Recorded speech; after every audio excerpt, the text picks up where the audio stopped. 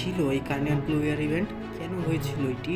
পৃথিবীতে কেন হয়েছিল 2 মিলিয়ন বছর ধরে বৃষ্টিপাত? চলুন আরএনএস সিরিজের আজকের এই এপিসোডে এর উত্তর খুঁজে বের করা যাক। ভিডিওটা শুরু করার আগে বলে দিই, যারা আমার চ্যানেলে এখনো সাবস্ক্রাইব করেননি সাবস্ক্রাইবটা করে দিয়েন। তো এখন ফেরা যাক মূল কথায়। পৃথিবীর অতীতে এমন একটা সময় ছিল যখন চারপাশে শোনা যেত আগ্নেয়গিরির বিস্ফোরণ।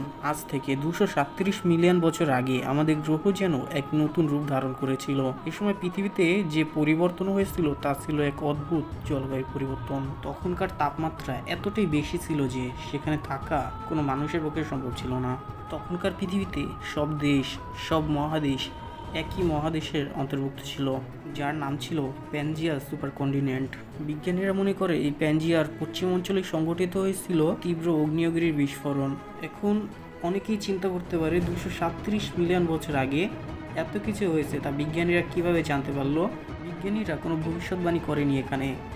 বিজ্ঞানীরা মাটির বিভিন্ন স্তরকে পরীক্ষা নিরীক্ষা করে যে জীবাশ্মগুলো পেয়েছে তা থেকেই এই ধারণা তারা দিয়েছে। তো এর পরের কথায় চলে আসি।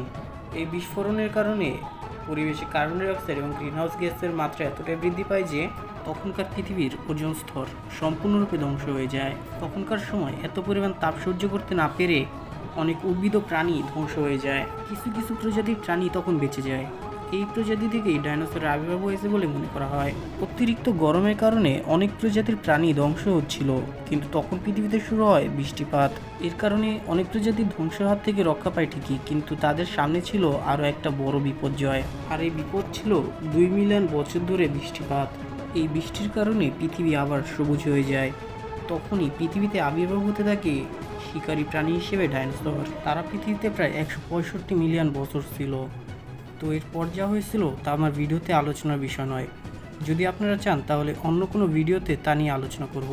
তো আজকের মতো এই ভিডিওটা এখানেই শেষ করছি। দেখা হবে তোমাদের সাথে নতুন কোনো ভিডিওতে। ততক্ষণের জন্য গুড বাই।